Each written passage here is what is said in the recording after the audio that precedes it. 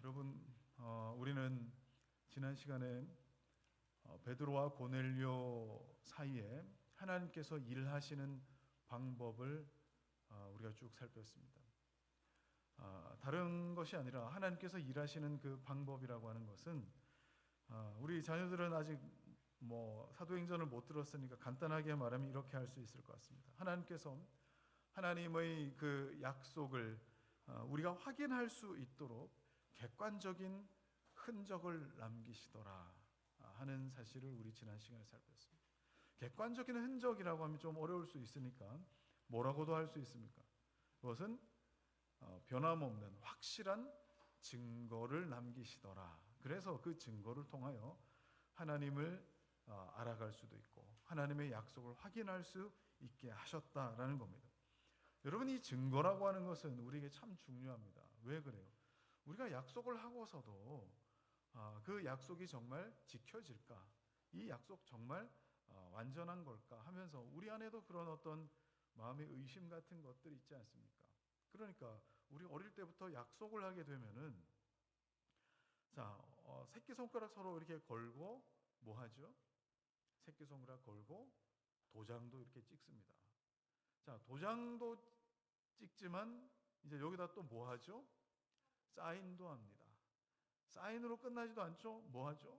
복사도 합니다. 이렇게 복사도 합니다. 그러니까 우리가 어릴 때부터 이렇게 새끼손가락 걸고 약속하는 것도 그것도 모자라 도장 찍어야 돼. 그것도 모자라 사인해야 돼. 그것도 모자라 복사해야 돼. 이런 거 우리 많이 경험하면서 이렇게 우리 살아왔습니다. 오늘은 온 세대가 모인 자리에서 이런 내용을 우리가 좀 살펴보기를 원하는데요. 제가 이렇게 질문해 보겠습니다. 여러분은 구원 받으셨습니까? 여러분이 오늘 죽어 천국에서 눈뜰 자신이 있으십니까? 참 많은 교회에서 이렇게 질문들을 합니다. 그리고 심지어 이단인 구원파에서도 이런 질문을 하게 됩니다. 그러면 여러분은 어떻게 대답하실 거예요? 이렇게 대답하실 수도 있겠죠. 저에게는 믿음이 있기 때문에 구원받을 확신이 있습니다. 이런 식으로 이제 대답을 하실지 모르겠습니다. 그럼 제가 또 묻습니다. 그러면 그 믿음은 여러분이 믿는다라고 하는 그 믿음은 도대체 뭘 믿는 믿음이어서 구원받는다는 확신을 가지십니까? 뭘 믿는 믿음입니까?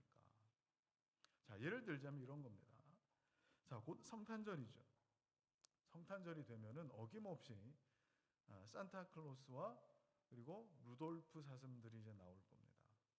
여러분, 우리가 모두 어릴 때부터 그런 얘기를 많이 들었죠. 성탄절 이브에 양말을 걸어두면 이게 물론 우리나라에서 온 어떤 문화, 성탄절 문화는 아니지만 이렇게 저렇게 여러 나라에서 이렇게 들어왔어요. 그래서 이런 그림을 보시면 딱 보이시잖아요.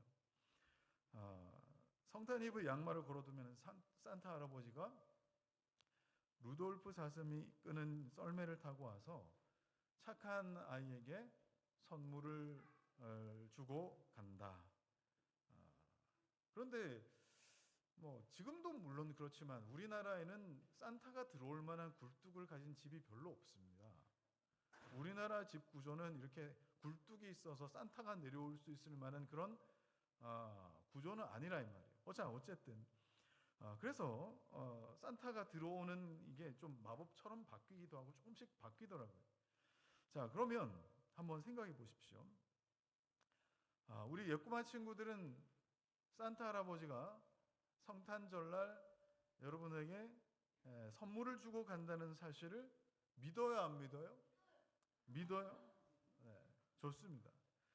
만약에 믿는다라고 한다면 혹은 언젠가 믿었다라고 한다면 그 산타 할아버지가 누군지 알고 믿는 거예요.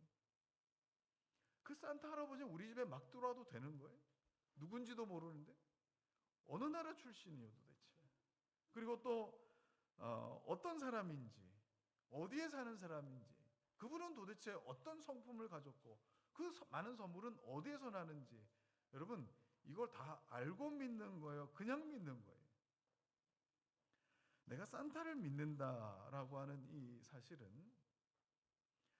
산타가 누구인지, 그리고 그 산타랑 나는 어떤 관계인지, 그 사람이 나에게 어떻게 호의를 베푸는지 이런 걸 다 알고 나서 믿는 것이 아니라 그냥 내가 받고 싶은 선물을 내가 받을 수 있다라고 하는 믿음 때문에 그런 거 아닐까요? 자, 또는 산타를 믿는 내가 착한 아이라고 믿고 싶은 거 아니겠습니까? 제가 너무 동심을 파괴합니까? 자, 그러면 다시 질문해 봅시다.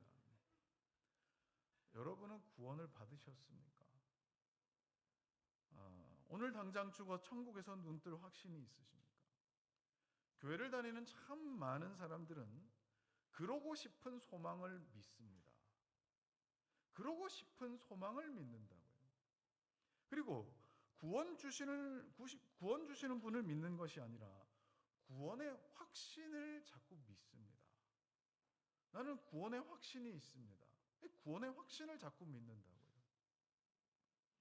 그러나 분명한 사실은 구원의 소망이나 구원의 확신은 우리 믿음의 대상이 아니에요. 구원 주시는 분을 믿는 겁니다. 따라서 우리에게 구원의 확신이 있다면 그건 참 감사한 일인 것인데, 구원의 확신이 없다고 해서 여러분이 이미 받은 구원이 취소되는 건 아니라고요. 그건 확실히 아셔야 돼요. 자, 프란시스 셰퍼라고 하는 이 박사님이 있습니다.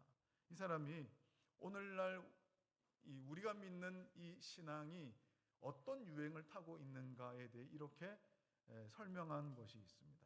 한번 읽어볼까요? 시작. 현대인의 신앙은 실제로 존재하고 있는 객관적 대상을 향하고 있다기보다는 신앙에 대한 신앙이라고 말할 수 있다. 그렇죠. 이 셰퍼 박사님의 이 지적처럼 우리는 자신이 구원받은 이 하나님의 언약 백성 되었음을 확신하는 이 근거를 어디에 두고 있습니까? 그냥 신앙에 대한 신앙, 확신에 대한 신앙, 소망에 대한 신앙의 근거를 두고 있는 것 아니냐라는 걸 점검해 봐야 된다는 거예요. 만약에 목사님 저는 그렇지 않습니다. 나는 그런 믿음이야. 예수를 믿는 믿음으로 저는 구원의 확신이 있는 겁니다.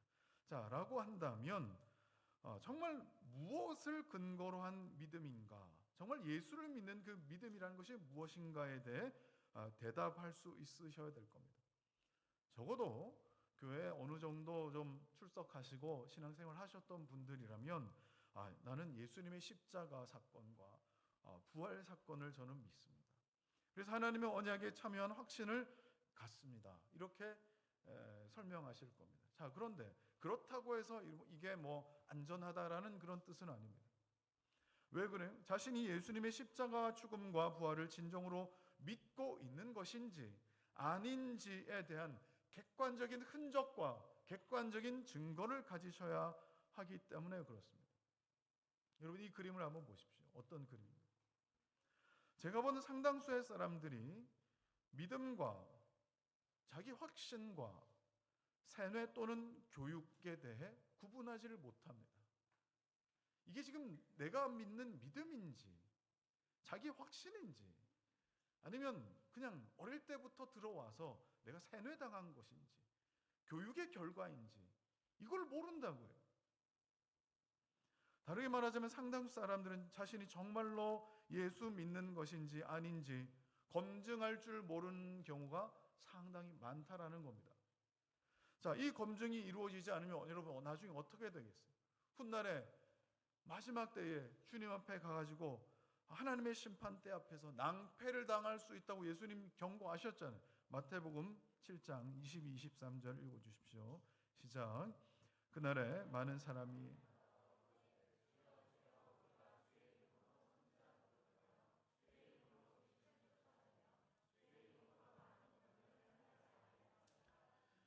그때에 내가 그들에게 밝히 말하되 내가 너희를 도무지 알지 못하니 불법을 행하는 자들아 내게서 떠나가라 하리라. 여러분, 우리가 이래서야 되겠습니까? 그 마지막 심판대 앞에서 내가 너희를 도무지 알지 못하니 나를 떠나라. 이런 말을 들어서야 되겠느냐. 그러나 성경은 훗날 신자들이 이런 낭패를 당하지 않도록 이 땅에서 우리가 누리는 이 구원을 확신할 수 있는 그 장치들로 가득합니다. 얼마나 감사해요. 이 가운데 하나가 바로 오늘 나눌 객관적인 흔적이라고 할 수 있습니다. 자, 오늘 본문 11절을 보니까 그 객관적 흔적이 표징이라는 말로 사용되어 있습니다. 표징, 그죠? 11절에 보니까 표징이래요. 자, 그런데 표징이라고 하는 이 단어는 히브리어로 오트라고 하고 헬라어로는 세메이온이라고 부르기도 합니다. 영어로는 사인이라고 합니다. 자, 그러니까 뭐 원어나 영어의 번역은 굉장히 단순해요. 그러니까 표식, 표 이런 것입니다. 구약에서는 표징, 뭐 징조 이런 것으로 이제 번역되고 신약 성경에서는 우리나라 말로는 이제 표적, 그다음에 뭐 표식 이런 것으로도 번역이 되었습니다. 그러니까 원어나 영어는 굉장히 단순한 번역인데 우리나라는 그 의미상 여러 좀 비슷한 뉘앙스들로 번역이 되어 사용되었던 겁니다. 자, 그러면 이제 객관적인 흔적이 그 표징이 우리가 어떻게 하나님 백성 되었다는 것을 확신하게 만드는 것인가를 한번 살펴보도록 하겠습니다. 자, 표징이라는 단어가 사용된 가장 중요한 사건이 바로 오늘 우리 본문에서 읽었던 아브라함의 할례 사건입니다. 하나님은 아브라함과 언약을 하시고 그 표징으로 할례를 받으라고 말씀하셨습니다. 자, 오늘 본문 한 번 더 읽어볼까요? 창세기 17장 10절과 11절입니다. 시작. 너희 중 남자는 다 할례를 받으라. 이것이 나와 너희와 너희 후손 사이에 지킬 내 언약이니라. 너희는 포피를 베어라. 이것이 나와 너희 사이의 언약의 표징이니라. 할례라고 하는 것은 남성의 생식기를 덮고 있는 살을 잘라내는 그런 의식입니다. 그래서 상처는 없어질 수도 있겠고 또 문신을 새겨놓는 것도 어떻게 지울 수는 있겠지만 할례라고 하는 이 이후의 어떤 흔적은요 복구가 안 돼요. 살을 잘라버리는 것이기 때문에. 자, 그런데 하나님은 할례를 언약이라고도 하셨고 언약의 표징이라고도 그렇게 부르셨습니다. 자, 그러면 어떤 의미입니까? 할례에는 이 하나님께서 언약하신 그 언약의 내용이 담겨 있고 그리고 또 그 언약의 내용에 대한 객관적인 흔적, 아까 우리 사인이라 그랬죠. 하나님께서 서명하신 것과 같은 사인이 할례에 포함되어 있다라는 거예요. 할례에는 언약의 내용과 또 그 언약의 내용에 대한 사인이 함께 포함되어 있는 의미예요. 자, 이걸 저와 여러분이 누리는 구원으로 한번 적용해 봅시다. 자, 구원은 삼위 하나님의 일하심입니다. 한번 따라합시다. 구원은 삼위 하나님의 일하심입니다. 자, 그래요. 삼위 하나님이 함께 일하시는 거예요. 성부 하나님은 구원을 작정하셨어요. 만세 전부터 구원을 작정하셔서 여러분들을 택하기로 하셨습니다. 자, 이거는 성경의 곳곳에 기록된 객관적인 사실입니다. 성자 예수님은 이 땅에 우리의 구원을 완성하셨는데 이건 십자가상에서 이루신 구원의 완성이 됩니다. 이건 역시 객관적인 사실입니다. 자, 그러나 성령 하나님께서는 이 구원을 저와 여러분에게 적용하시게 하실 때 이것은 상당히 주관적입니다. 다른 사람이 확인할 수 있는 어떤 방법들이 아니라 이건 나만이 알고 내가 누리고 내가 확인할 수 있도록 하신 주관적인 어떤 부분들. 그래서 그 구원을 이루어 가실 때 어떤 사람들은 그 구원받음에 대해 기뻐할 수도 있겠고 어떤 사람들은 구원받음이 두려움과 떨림으로 나타날 수도 있어요. 그리고 그 구원받음이 순식간에 일어나서 예수님처럼 예수님 그 십자가 우편에 달린 그 강도처럼 평생 죄만 짓고 살다가 그 죽기 바로 직전에 예수님 믿고 천국 간 사람도 있습니다. 욥처럼 고난 중에 주를 더 의지하게 하면서 구원을 확증하게 하신 그런 사람도 있습니다. 이 구원을 개개인에게 적용하시는 것은 참 다양하고, 그리고 또 다양한 우리 안에 그 성품과 우리 삶의 케이스대로 이루게 하시는 그 하나님의 어떤 섭리죠. 이건 주관적인 어떤 방법이십니다. 자, 그러면 이 주관적인 성령의 역사가 이거 진짜인가 아닌가? 여러분 이거 어떻게 확신해요? 그냥 내 착각 아닐까? 내 감정에 이거 지나지 않으면 어떡할까? 여러분 그때 필요한 것이 뭡니까? 그때 필요한 것이 바로 객관적인 흔적, 하나님의 표징이 있어야 되는 거 아니겠습니까? 아브라함 사건을 다시 살펴보면 이해가 쉽습니다. 하나님은 아브라함과 언약을 맺으시죠. 자, 그 언약을 맺으실 때에 그 언약의 표징으로 하나님께서 서명하신 것으로 할례를 요구하셨는데, 자, 그러면 그 언약의 내용이 뭐예요? 그 내용이 뭘까요? 그 내용이 굉장히 풍성해요. 제가 한번 쭉 읽어볼게요. 너를 크게 번성하게 하리라 2절에, 또 4절에 너는 여러 민족의 아버지가 될지라, 6절에 내가 너로 심히 번성하게 하리니, 7절에 내가 내 언약을 나와 너 및 내 대대 후손 사이에 세워서 내 후손의 하나님이 되리라. 8절에 가나안 온 땅을 주어 영원한 기업이 되게 하고 나는 그들의 하나님이 되리라. 얼마나 내용이 풍성하고 아름답습니까? 자, 그런데 서명을 잘못하면 어떻게 될까요? 강남 어딘가에 절대 그럴 일은 있을 수도 없을 것 같은데, 강남 어딘가에 한 2만 평 정도 되는 땅이 평당 5천 원이나 나왔다고 한번 생각해 보세요. 한 5천 원이 나왔다. 자, 그 소식을 제일 먼저 들은 김개똥 씨가 너무 입지도 좋고 그리고 또 땅도 너무 괜찮아서 얼른 가가지고 부동산 계약서를 확인하고 그 다음에 그 내용들 쭉 확인하고 나서 얼른 사인하고 계약을 맺었습니다. 그리고 그 땅을 둘러보고 이게 정말 이제 내 땅인가 싶어서 너무 좋아서 계약서를 들고서 이제 집에 돌아와가지고 얘들아 드디어 우리도 땅을 갖게 됐어. 그 강남에 한 2만 평 정도 되는 땅을 갖게 됐어. 이게 계약서야 하고 이제 가족들에게 보여줘요. 가족들이 막 정말 하면서 막 좋아하고 있는데 딸이 옆에서 말해요. 아빠, 그런데 이름을 왜 김소똥이라고 썼어? 왜 아빠 이름 김개똥인데 김소똥이라고 쓴 거야? 자, 이렇게 말해봐요. 자, 그러면 여러분 이 계약서 어떻게 되는 거예요? 이 계약서 물거품이 됩니다. 이름을 잘못 썼어요. 김개똥 씨가 김소똥 씨로 써가지고 이름을 잘못 써가지고 계약서는 완전히 다 물거품이 되고 만 거예요. 자, 그러면 그 내용이, 그 계약 조건이 얼마나 좋든지 또 얼마나 나에게 유익함이 되는 그런 거와 상관없이 이름 한번 잘못 쓰면, 서명 한번 잘못하면은 그 계약은 무효가 됩니다. 자, 마찬가지로 아브라함과 맺은 이 언약의 내용이요, 너무 귀하죠.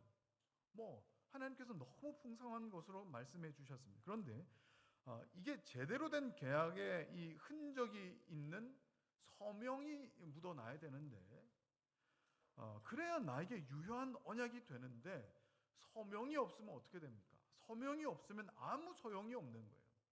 서명이 잘못돼도 아무 소용도 없는 거예요. 서명이 그만큼 중요한 겁니다. 할례가 바로 이런 언약의 서명에 해당한 의미가 되는데, 바울은 이 할례를 설명하면서 이것보다, 이 할례보다 더 확실한 서명, 더 확실한 흔적이 있다라고 소개하고 있습니다. 자, 로마서 2장 29절을 한번 읽어볼까요? 자, 시작. 오직 이면적 유대인이 유대인이며 할례는 마음에 알지니 영에 있고 율법 조문에 있지 아니한 것이라. 자, 여러분 이게 무슨 말이냐면 육체의 할례는 그거 사실 큰 의미 없습니다. 할례는 마음에 받아야 됩니다. 자, 유대인들이 이 말을 들었을 때 굉장히 마음 불편해할 만한 그런 말이 됩니다. 왜 그래요? 유대인들에게 할례는 하나님의 언약이 있다라고 하는 서명과 같은 것인데, 아니 그거 필요 없다라고 그렇게 말해버리니까 얼마나 반발을 일으킬 만한 그런 얘기겠어요. 자, 좀 더 쉽게 말해서 육체의 할례는 나와 하나님과의 이 관계에서 진짜 구원의 효력을 발생시키는 그런 서명이 아니다라고 그렇게 말을 한 겁니다. 자, 그러면 하나님과 관계에서 진짜 구원의 효력을 발생시키는 그 계약서의 서명이 뭐냐? 그게 바로 마음의 할례라는 것입니다. 자, 여러분, 마음의 할례를 어떻게 받는 겁니까? 마음의 할례는 무엇입니까? 신명기 30장 6절에 모세가 아주 잘 설명해 주고 있습니다. 같이 읽을까요? 시작. 내 하나님 여호와께서 내 마음과 내 자손의 마음에 할례를 베푸사 너로 마음을 다하며 뜻을 다하여 내 하나님 여호와를 사랑하게 하사 너로 생명을 얻게 하실 것이며. 자, 이 그림 한번 보세요. 자, 마음의 할례. 자, 이 그림을 보면서 제 설명을 한번 계속 들어보세요. 자, 마음의 할례가 무엇인가? 하나님께서 모세에게 말씀하신 대로 마음을 다하며 뜻을 다하여 내 하나님 여호와를 사랑하며 생명을 얻게 되는 것이라고 했습니다. 하나님을 사랑하는 것. 여러분, 이건 하나님이 자기 백성들에게 주신 그 율법의 큰 계명이죠. 하나님을 사랑해라. 그리고 그 하나님을 사랑할 수 있는 자가 내 이웃을 사랑해라. 하나님을 사랑하고 이웃을 사랑해라. 이건 뭐예요? 율법의 큰 정신이에요. 율법을 요약하면 이 두 가지로 요약할 수 있어요. 그래서 이 두 가지를 돌판에다가 새긴 걸 뭐라고 부릅니까? 십계명이라 부르죠. 십계명에는 딱 이 두 가지로 되어 있습니다. 하나님을 사랑해라. 그리고 이웃을 사랑해라. 자, 그런데 이 십계명을 가만히 보면은 몸에 새긴 서명과 같은 할례처럼 돌판에 새긴 서명과 같은 이 십계명으로 하나님께서 이스라엘 백성들에게 약속하셨다라는 것을 볼 수 있습니다. 그래서 여러분 아까 그림을 보면은 여러분 어때요? 마치 몸을 깎아서 뭘 남깁니까? 흔적을 남기듯이 돌을 깎아서도 흔적을 남기셨던 것이 십계명이에요. 할례도 그렇고 십계명도 그렇고 하나님께서 친히 깎으라 잘라내라 하셔서 하나님께서 친히 손가락으로 서명하신 그것이 십계명에 해당되는 것이겠고, 그리고 아브라함과 언약을 맺으실 때에 그 흔적을 남기신 것이 할례가 되는 겁니다. 자, 그러나 할례도 십계명도 이거 완전하지 않다는 거예요. 시간이 지나면 잊어버릴 것이고, 시간이 지나서 여러분 십계명이 지금 모세의 십계명이 지금까지 남아 있습니까? 어딘가 시간이 지나면서 풍화되고 깨지고 또 전쟁 나면서 다 잃어버리고 없어지고. 그러면 제일 확실한 건 뭐예요? 마음에 하나님께서 그 언약에 대한 흔적을 새겨 놓으시는 것, 마음에다가 하나님이 사인을 하시는 것, 이게 가장 확실한 것이다 라고 그렇게 말씀을 하셨다는 거예요. 자, 그러면 이거 어떻게 하면 됩니까? 마음에 어떻게 하나님께 서명하십니까? 예레미야가 이렇게 말했죠. 31장 32절과 33절입니다. 시작. 이 언약은 내가 그들의 조상들의 손을 잡고 애굽 땅에서 인도하여 내던 날에 맺은 것과 같지 아니할 것은 내가 그들의 남편이 되었어도 그들이 내 언약을 깨트렸습니다. 여호와의 말씀이니라. 그러나 그날 후에 내가 이스라엘 집과 맺을 언약은 이러하니 곧 내가 나의 법을 그들의 속에 두며 그들의 마음에 기록하여 나는 그들의 하나님이 되고 그들은 내 백성이 될 것이라. 여호와의 말씀이니라. 예레미야에게 하나님께서 말씀하신 것은 하나님을 마음을 다해 뜻을 다해 생명을 다해 사랑하라라고 하는 이 언약의 명령을 또 두 돌판과 같은 이 하나님의 약속을 여러분의 마음에, 저와 여러분의 마음에 기록하겠다라는 겁니다. 여러분 그걸 염두에 두시고 여러분 창세기 17장 13절 하반절 말씀을 한번 같이 읽겠습니다. 시작. 이에 내 언약이 너희 살에 있어 영원한 언약이 되려니와. 하나님의 약속이, 하나님의 언약이 살에 나타나야 한다는 거예요. 하나님의 언약이 살에 나타나야 된다. 자, 그러면 여러분 우리 몸에 흔적을 남기시겠다라고 하는 그런 뜻이 아니라 살에 나타나야 된다는 것은 여러분의 삶에 남기시겠다라는 뜻입니다. 여러분의 삶에 나타나게 하시겠다. 여러분의 삶 속에 하나님께서 남겨주신 서명의 증거가 나타나게 하겠다라는 뜻입니다. 다시 말해서 언약의 객관적인 흔적을, 그 언약의 서명을 여러분의 마음에다 하시고요. 여러분의 마음에 하신 그 서명이 여러분의 삶에, 여러분의 삶에 드러나게 하셔서 여러분이 언약 백성 되게 하신 것, 구원받은 하나님의 백성이 된 것을 뭐하게 하시겠다고요? 보증하게 하시겠다. 확인할 수 있도록 하시겠다라는 뜻입니다. 자, 그렇다면 구원받은 참된 표징은 무엇에 있겠습니까? 내가 신비한 체험을 했다. 뭐 그것도 일부 있을 수 있겠습니다. 뭐 내가 신비한 어떤 꿈을 꿨다. 뭐 그것도 일부 있을 수 있겠습니다만 뭐 그런 차원에 머무르지 않습니다. 뭐예요? 우리 삶에 하나님의 말씀이 나타날 수 있도록, 내 안에 이미 새겨진 하나님의 말씀이, 하나님의 약속이 내 삶에 실천될 수 있도록, 말씀이 육신이 될 수 있도록, 내가 얻은 그 교리적 표현으로는 성화가 그 증거가 된다. 그래서 성화가 뭘 붙든다고요? 칭의를 붙든다는 말이 있습니다. 성화는 칭의를 붙든다. 자, 그럼 이렇게도 설명할 수 있겠죠. 오늘 예배 중에 나누게 될 여러분 이 성찬, 이 성찬의 의미가 뭡니까? 이 성찬은 하나님의 언약에 참여한 이 백성들은 세상의 것으로, 세상의 어떤 떡으로 살지 아니하고 오직 하나님의 입에서 나오는 말씀으로 생명을 이어갑니다 라는 고백으로 우리는 떡을 나눕니다. 자, 그런데 이 성찬이 설명하는 이 부분 있지 않습니까? 이 성찬이라고 하는 이 표징이 설명하는 것이 여러분의 살에 나타나지 않으면, 곧 여러분의 삶에 나타나지 않으면 여러분 어떻게 될까요? 그거는 그냥 이스라엘 백성들이 그냥 나는 할례를 받았기 때문에 하나님의 언약에 동참한 거야 라고 그냥 막연하게 생각하고 있는 것과 마찬가지입니다. 할례나 십계명은 여러분 그냥 단순한 사인에 불과해요. 그냥 표징이에요.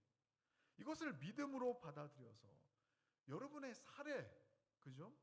여러분의 삶에, 여러분의 살에 나타날 때 비로소 하나님의 언약에 참여한 자임을 내가 알 수 있게 되는 겁니다.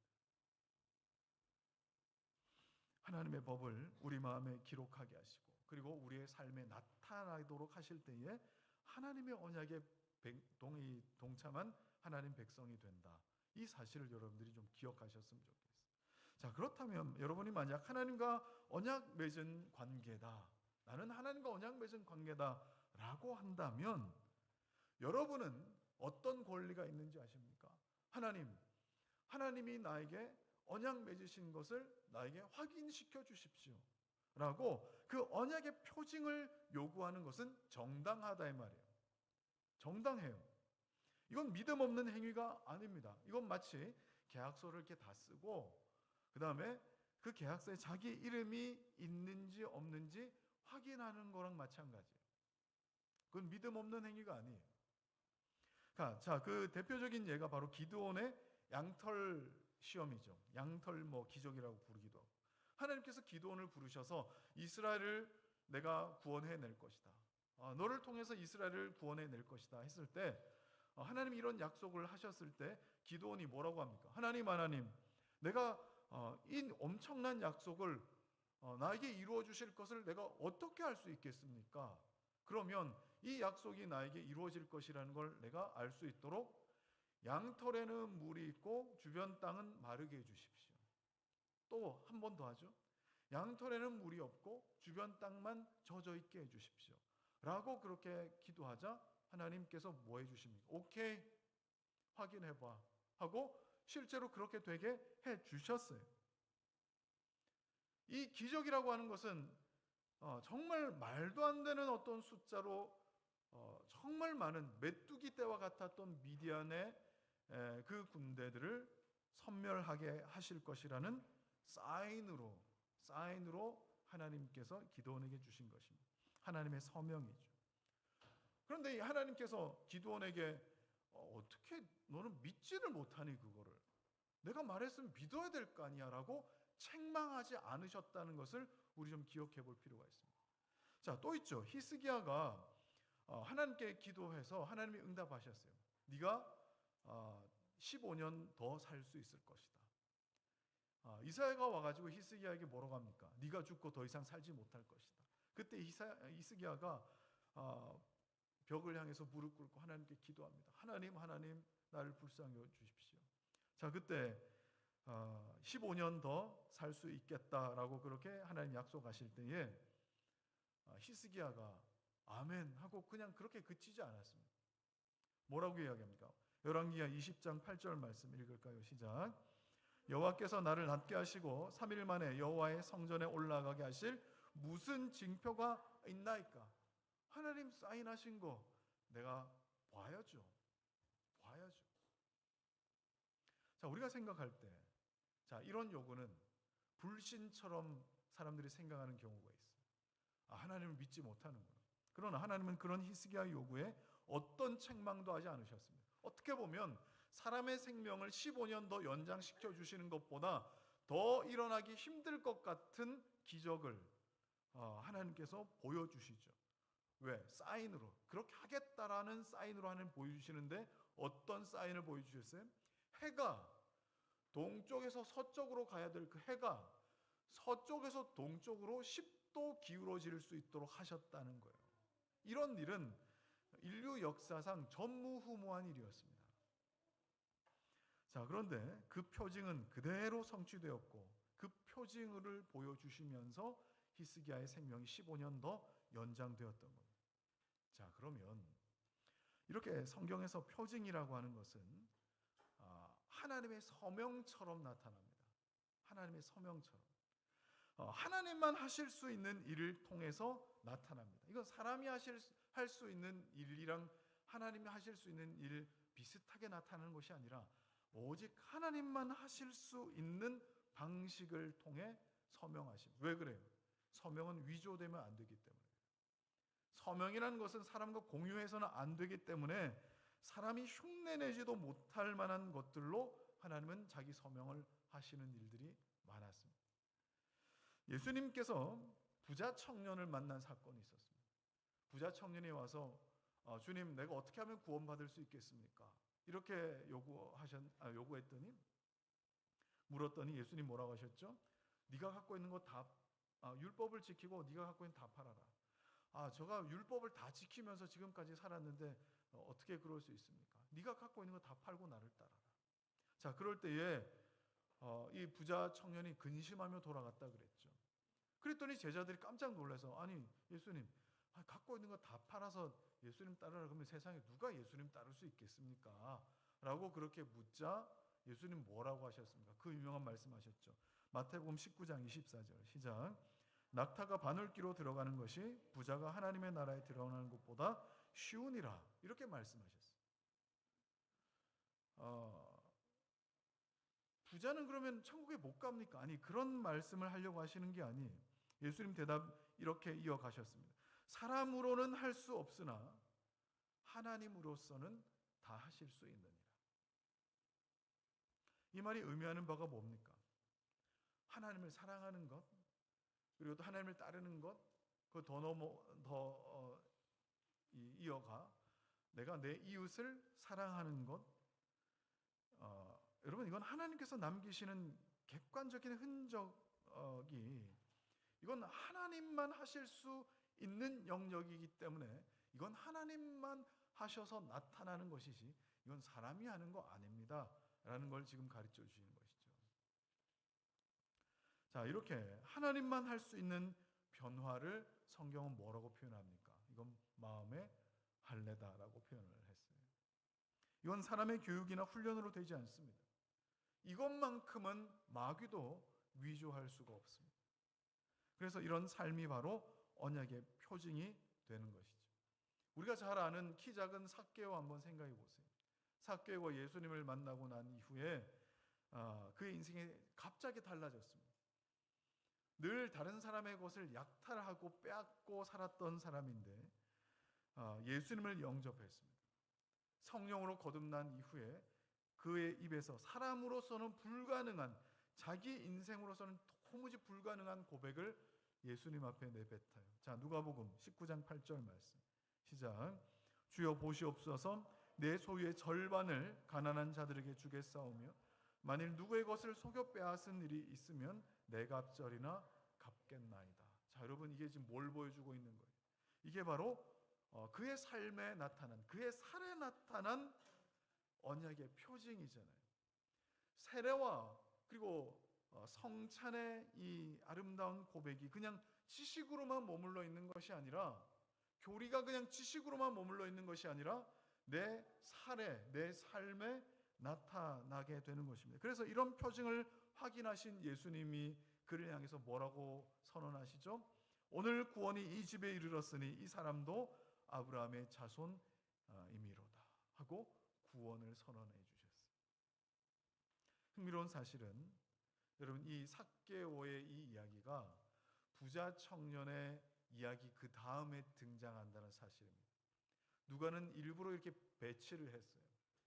부자 청년은 근심하고 그냥 돌아가 버렸는데,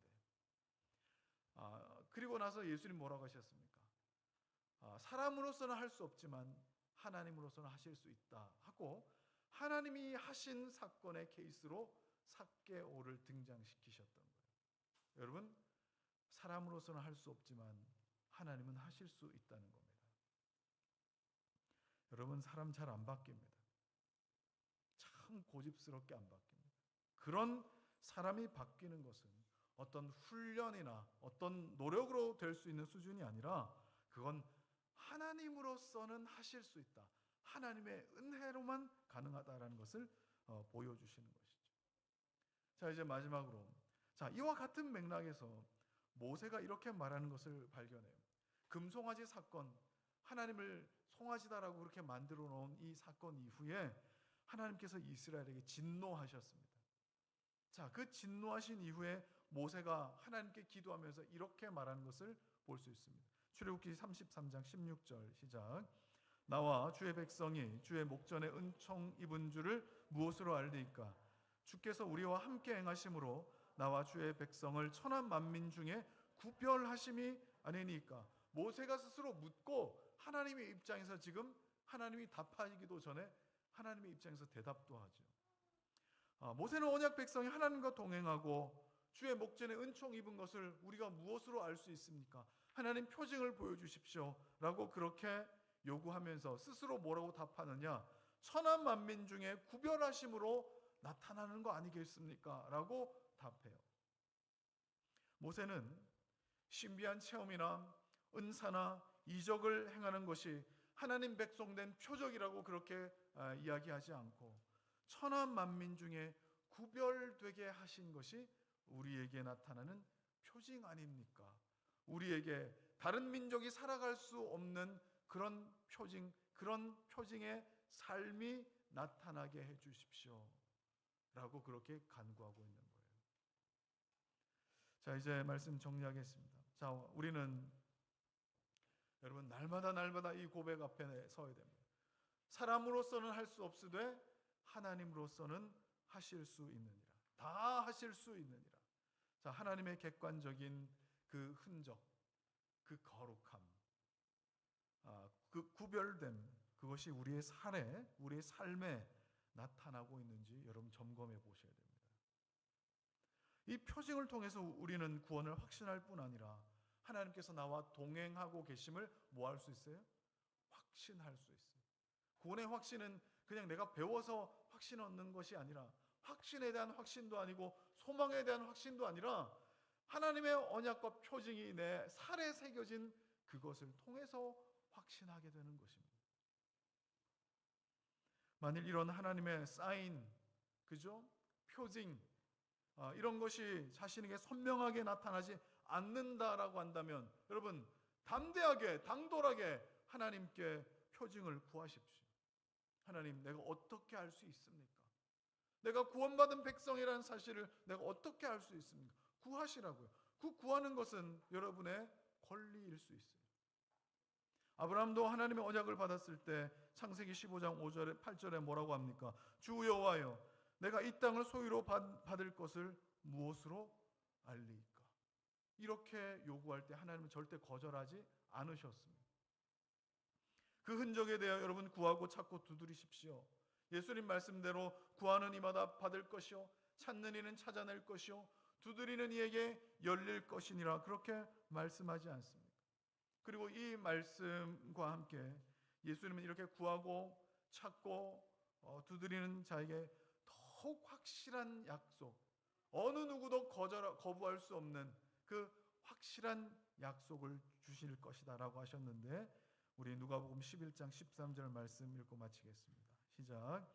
너희가 악할지라도 좋은 것을 자식에게 줄 알거든 하물며 너희 하늘 아버지께서 구하는 자에게 성령을 주시지 않겠느냐 하시니라.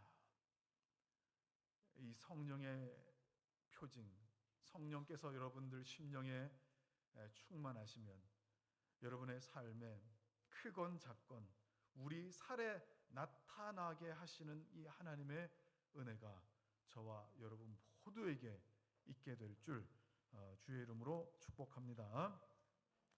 자, 이 시간 우리 12월 성찬을 나누도록 하겠습니다. 우리 하나님 말씀 잠깐 볼까요?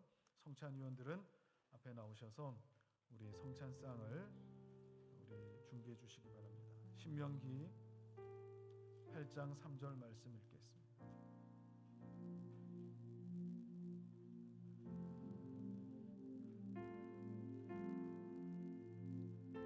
신명기 8장 3절. 너를 낮추시며 너를 줄이게 하시며 또 너로 알지 못하며 내 조상들도 알지 못하던 만나를 네게 먹이신 것은 사람이 떡으로만 사는 것이 아니요 여호와의 입에서 나오는 모든 말씀으로 사는 줄을 내가 알게 하려 하심이니라.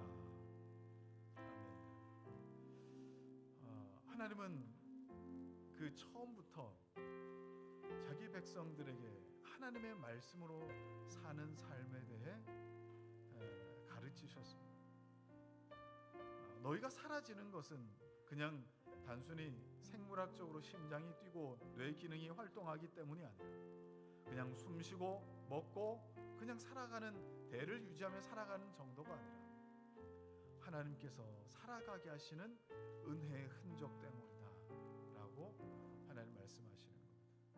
자, 여러분 오늘 그 은혜의 흔적과 같은 성찬을 나눕니다. 우리가 보고 듣고 그리고 맛볼 수 있는 떡과 잔을 우리가 서로 나눌 때에 하나님이 이만큼 확실하게 구원받은 나에게 이 언약의 증거들을 주셨구나, 이것을 먹고 또 마실 때마다 우리 주 예수 그리스도 내 안에 계시고 성령 내 안에 부으셔서 내 안에 내 삶에 내 살에 그 열매가 확실하게 나타나게 될 줄 여러분 믿고 소망하는 그런 이 시간이 되었으면 좋겠습니다. 이 시간에 우리 먼저 떡을 나누도록 하겠습니다.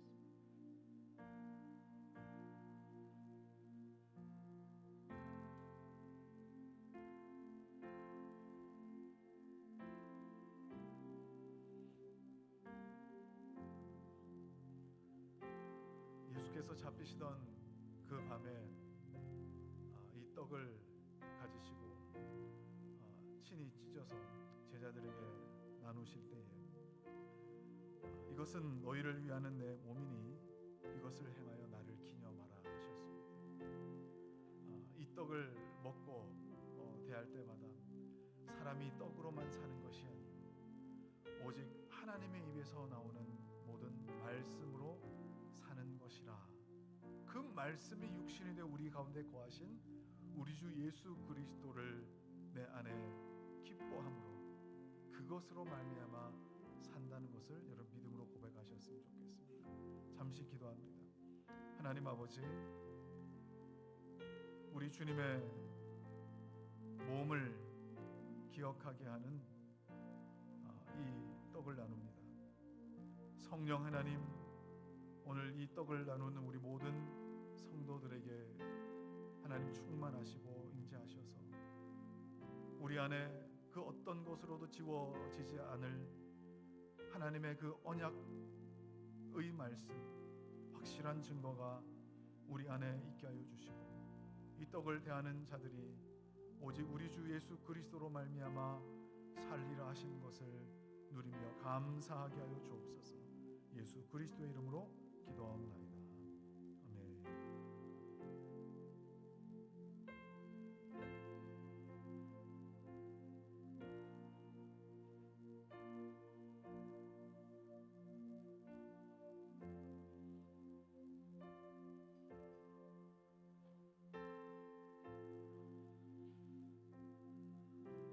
내가 너희에게 전한 것은 주께 받은 것이니 곧 주 예수께서 잡히시던 밤에 떡을 가지사 축사하시고 떼어 이르시되 이것은 너희를 위하는 내 몸이니 이것을 행하여 나를 기념하라 하시고, 진실로 진실로 너희에게 이르노니 믿는 자는 영생을 가졌나니 내가 곧 생명의 떡이니라.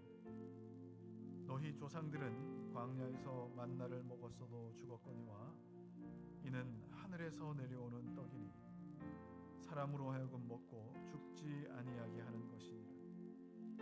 나는 하늘에서 내려온 살아있는 떡이니 사람이 이 떡을 먹으면 영생하리라. 내가 줄 떡은 곧 세상의 생명을 위한 내 살이니라 하시니, 그가 찔림은 우리의 허물을 인하며 그가 상함은 우리의 죄악을 인함이라. 그가 징계를 받음으로 우리가 평화를 누리고 그가 채찍에 맞음으로 우리가 나음을 입었도다. 우리는 다 양 같아서 그릇 행하며 각기 제 길로 갔거늘 여호와께서는 우리 무리의 죄악을 그에게 담당시키셨도다. 세례를 받고 떡을 받지 못하신 분 계시면 손을 들어 펴주시기 바랍니다.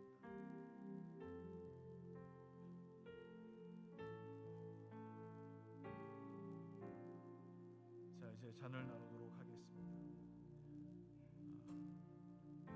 예수께서 식후에 잔을 가지시고 그리고 제자들과 함께 떡을 나누시고 잔을 나누실 때에 이것은 너희를 위하는 바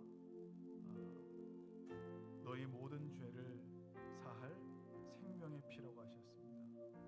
우리 함께 기도하겠습니다. 하나님 아버지, 십자가 위에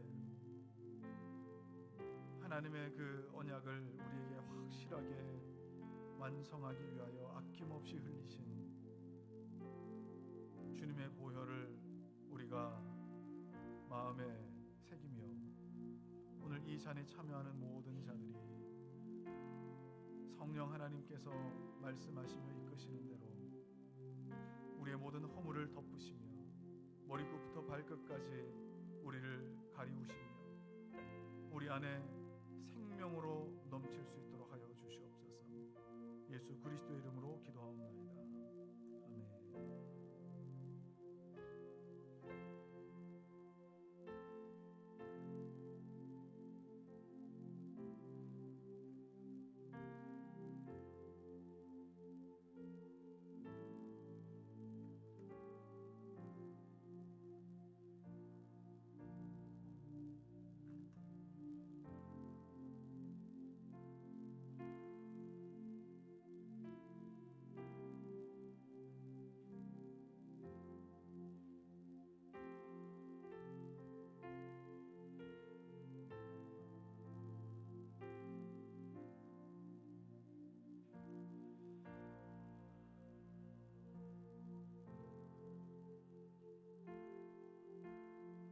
잠시 기도하겠습니다. 하나님, 이 피를 대하는 모든 자들이 하나님의 은혜에 참여하게 하여 주옵소서.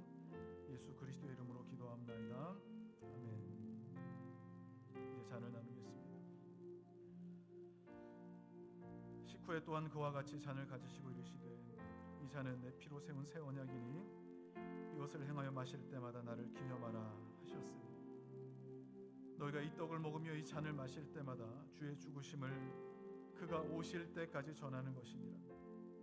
그러므로 누구든지 주의 떡이나 잔을 합당하지 않게 먹고 마시는 자는 주의 몸과 피에 대하여 죄를 짓는 것이니라. 사람이 자기를 살피고 그 후에야 이 떡을 먹고 이 잔을 마실지니 사람이 자기를 살피고 그 후에야 이 떡을 먹고 이 잔을 마실지니 주의 몸을 분별하지 못하고 먹고 마시는 자는 자기의 죄를 먹고 마시는 것이니라. 예수께서 이르시되 내가 진실로 진실로 너희에게 이르노니 인자의 살을 먹지 아니하고 인자의 피를 마시지 아니하면 너희 속에 생명이 없느니라. 내 살을 먹고 내 피를 마시는 자는 영생을 가졌고 마지막 날에 내가 그를 다시 살리리니 내 살은 참된 양식이요 내 피는 참된 음료로다.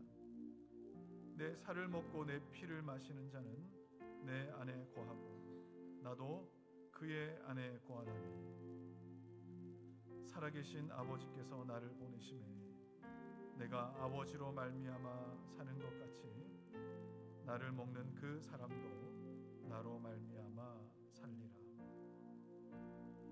내가 아버지로 말미암아 사는 것 같이 나를 먹는 그 사람도 나로 말미암아 살리라.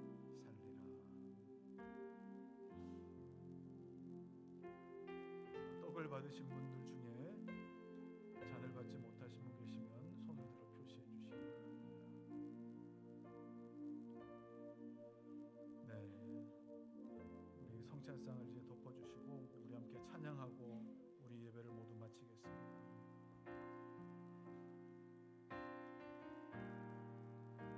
우리 함께 찬양할 때 오늘 우리 들은 이 말씀 기억하면서 하나님, 내 삶에 하나님 주시는 그 표징과 확증과 또 하나님의 그 선한 언약이 나의 삶에 나타나길 소망합니다. 이런 마음 담아서 우리 함께 찬양하겠습니다. 여호와는 너에게 복 주시기를, 여호와는 너에게 복을 주시기를 원하며 너를 지키시기 원하시니 여호와는 그 얼굴 너를 향하여 드사 은혜와 평강 주시기 원하시니. 한 번 더 고백합시다. 여호와는 너에게 복 주시기를 원하며 여호와는 너에게 복을 주시기를 원하며 너를 지키시니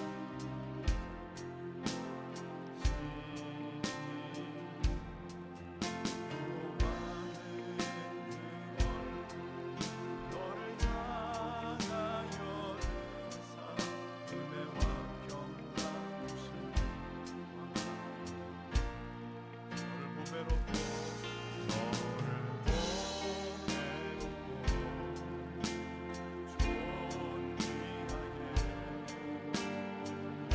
여기시는 하나님이 우리의 삶 속에서 이 약속 이루실 것을, 내 삶 속에서 이 약속을 신실하게 이루시리. 땅에 기름진 것으로 하늘에 신령한 것으로 너를 복주시고 지키실 하나님이 너의 영원 잘 되도록 은혜 베푸시며 영광으로 인도하시리.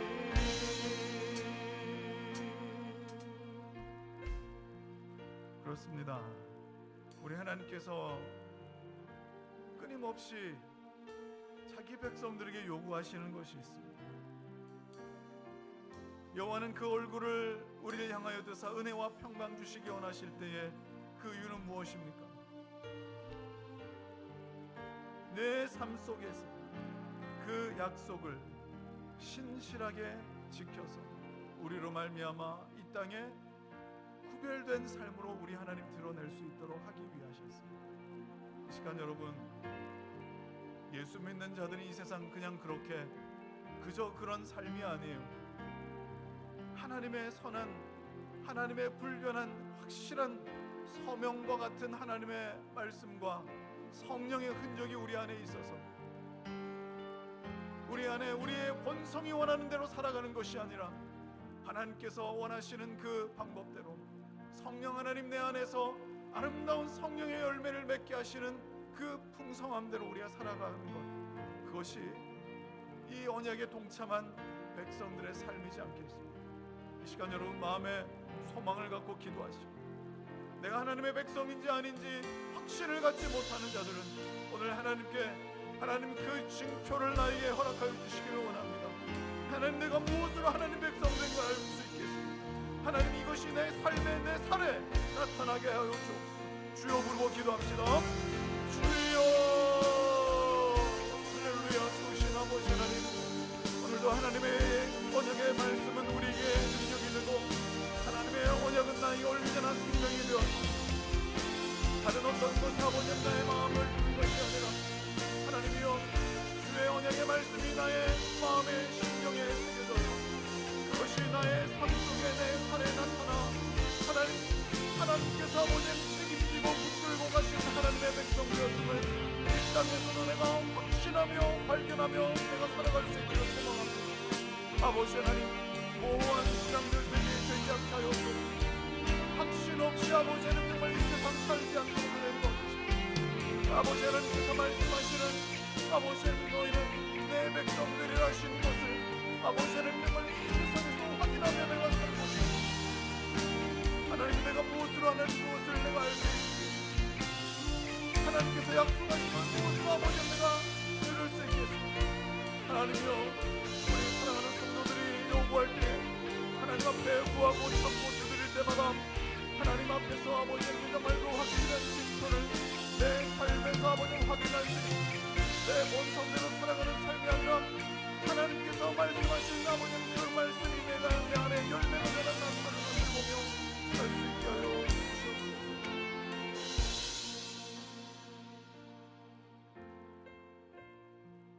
하나님 아버지 감사합니다. 주의 백성들이 하나님의 약속, 그것이 단순히 내가 어떤 삶을 살았기 때문에 그냥 종교적 행위를 했기 때문이 아니라 하나님의 그 말씀이 나의 본성을 거슬러 이기고 온전히 하나님 기뻐하시는 그 살에 나타나게 하시는, 삶에 나타나게 하시는 그 하나님의 약속이 우리 가운데 큰 증거되어서 참 복잡하고 또 요란스럽고 또 혼란스러운 이 세상 살아갈 때에도 이 확신 가지고 증거를 가지고 살아갈 수 있는 사랑하는 성도들 다 되게 하여 주시옵소서.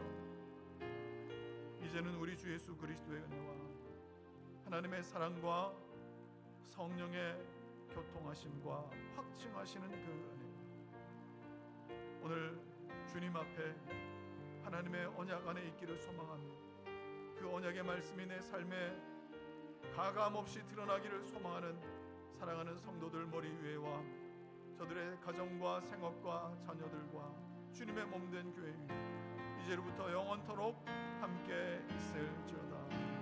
아멘.